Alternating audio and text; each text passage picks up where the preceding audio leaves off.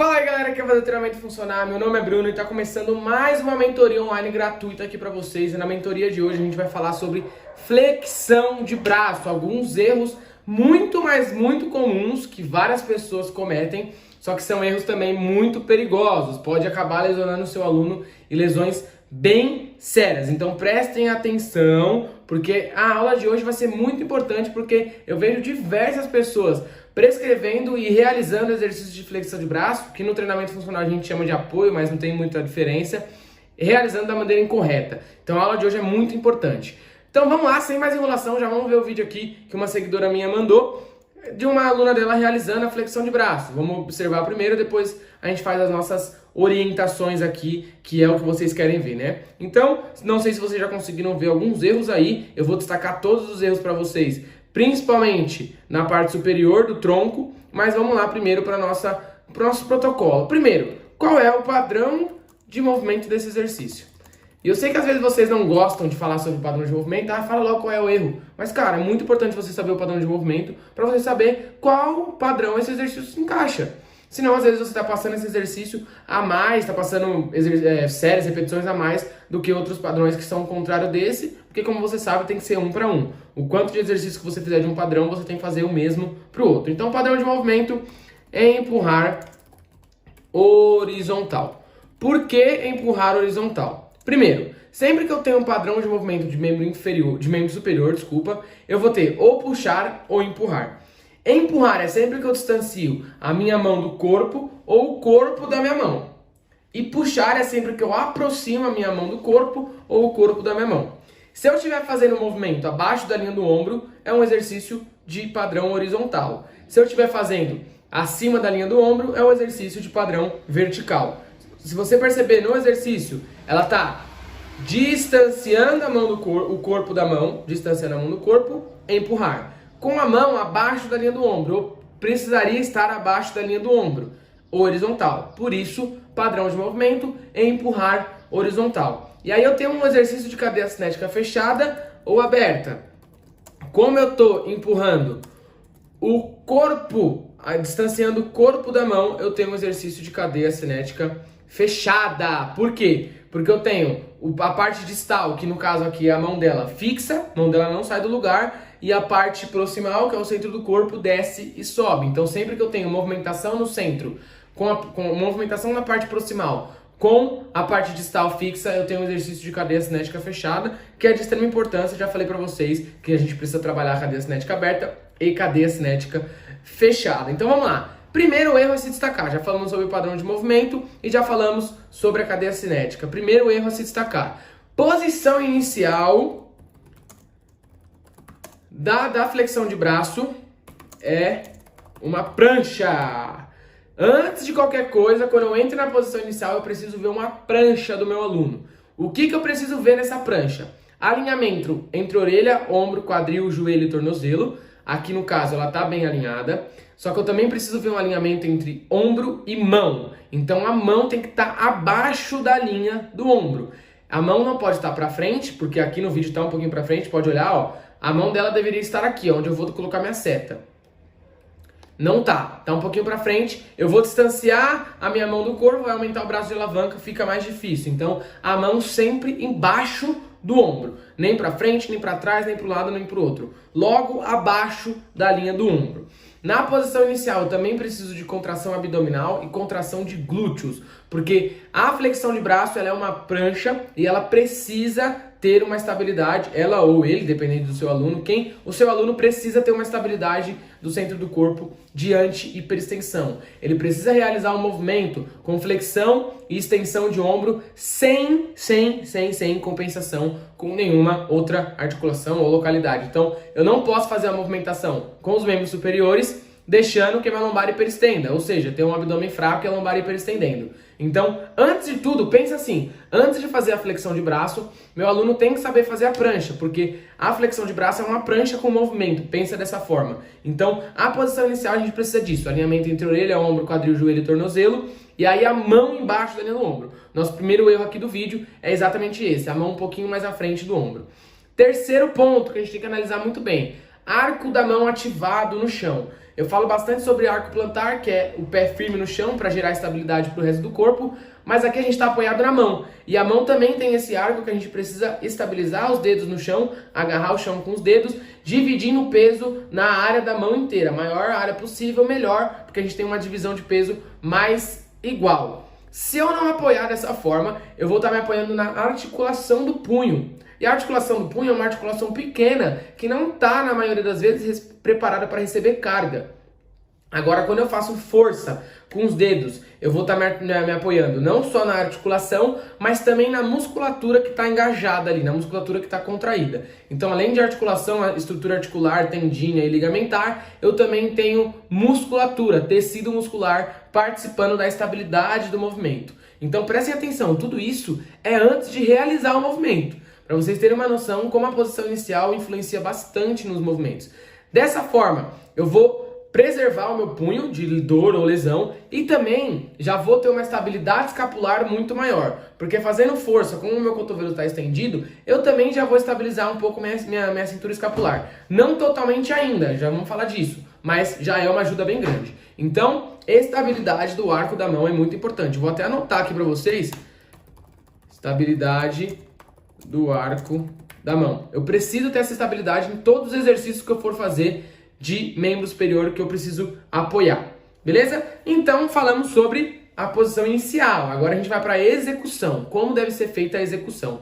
Primeiro eu vou falar de alguns erros comuns que você tem que corrigir, e aí eu vou falar de um outro erro que aí é questão de escolha, e eu vou deixar na sua mão escolher se você vai fazer dessa forma que eu vou te falar ou se você vai continuar fazendo da forma que você faz.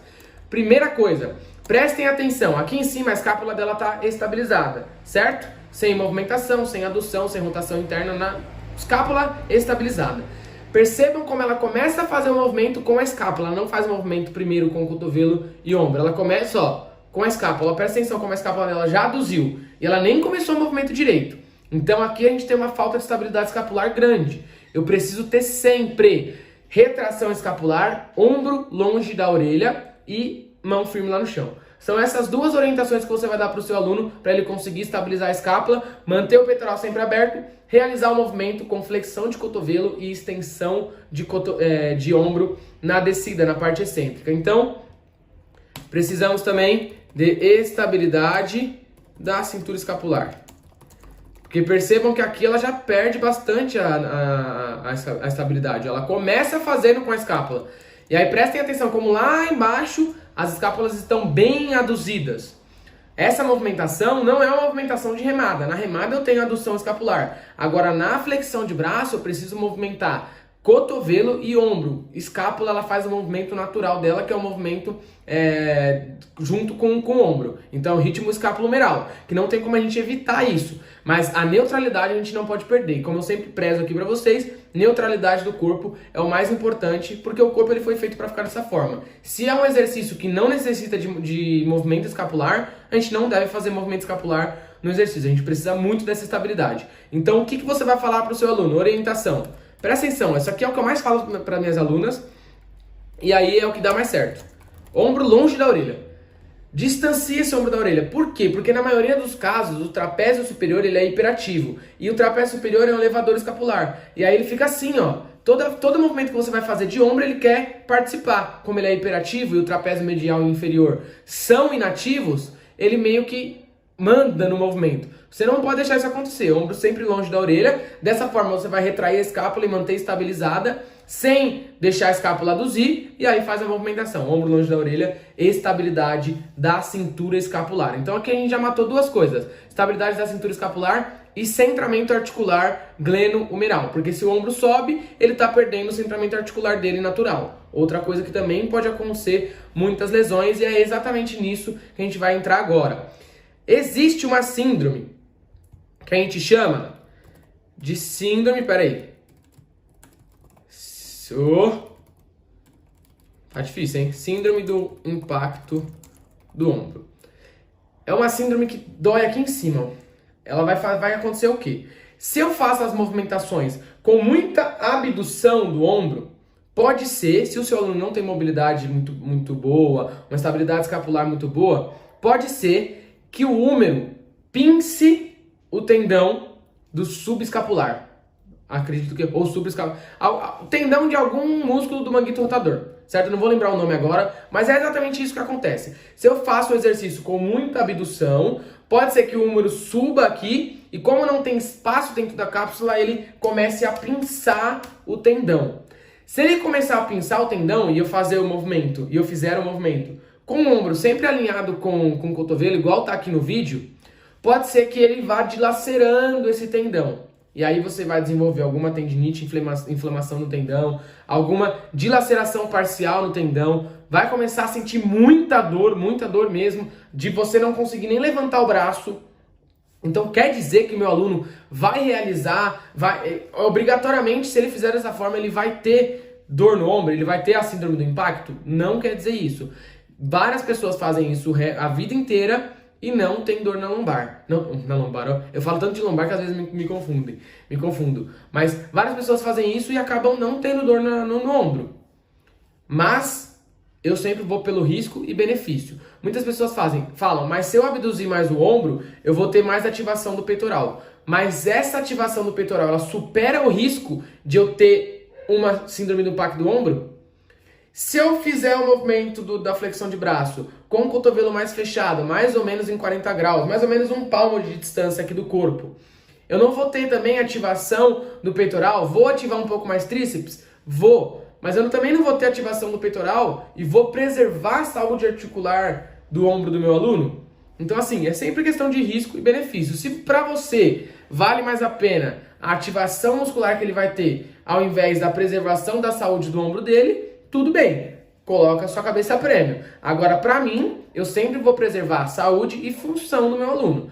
Hipertrofia é sempre em segundo plano dentro do treinamento funcional. Então, se eu vou colocar o braço aqui abduzido a 90 graus só para ter mais ativação do peitoral, para mim não vale a pena. Eu prefiro fazer com o cotovelo um pouquinho mais fechado, ativar um pouco menos recrutar um pouco menos de fibras do peitoral maior e preservar a saúde da articulação do ombro do meu aluno.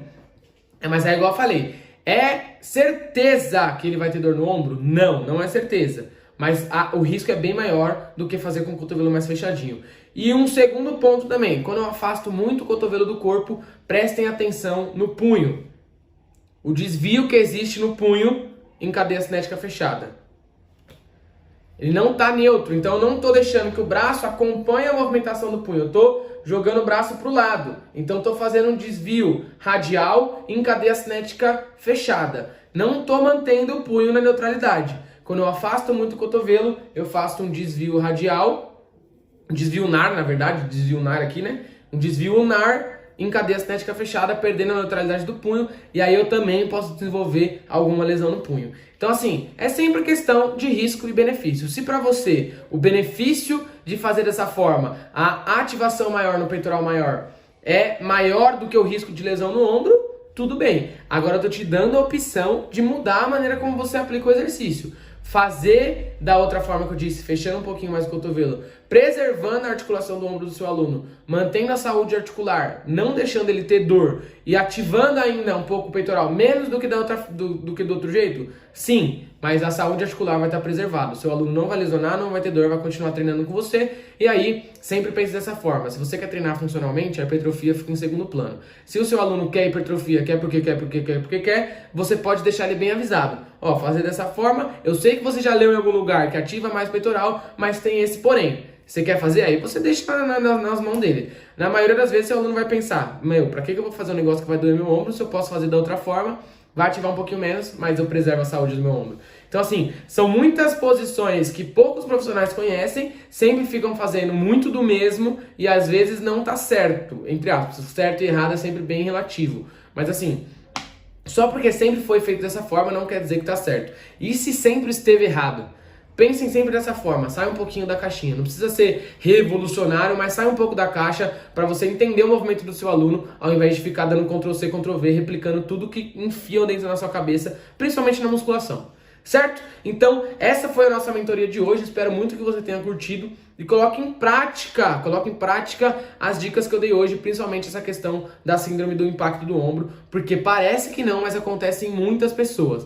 Pode começar só com aquela, tô com uma dorzinha aqui, tô com uma dorzinha aqui. Às vezes é nos padrões de empurrar horizontal que está gerando essa síndrome do impacto e você não está percebendo. Padrão de empurrar acima da cabeça, porque tudo que eu tenho bastante abdução de ombro, um grau de abdução de ombro alto, pode ser que eu gere isso. Então preste atenção, põe a mão na consciência e sempre coloca na balança. O risco desse exercício supera, o benefício desse exercício supera o risco? Na minha opinião, não. Então agora está nas suas mãos de definir se supera ou não. Então essa foi nossa aula de hoje, nossa mentoria de hoje. Espero muito que você tenha curtido. Estou à disposição para qualquer coisa que você queira tirar dúvida. Quiser comentar qualquer coisa aí, pode comentar que eu respondo vocês. Estou à disposição para debate também. Tamo junto, até a próxima. Forte abraço.